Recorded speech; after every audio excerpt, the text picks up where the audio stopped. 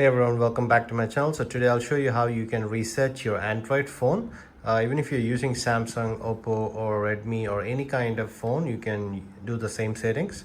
So just go into settings and here just keep going down and you'll reach additional settings. Just click on that and keep going down and you'll reach backup and reset.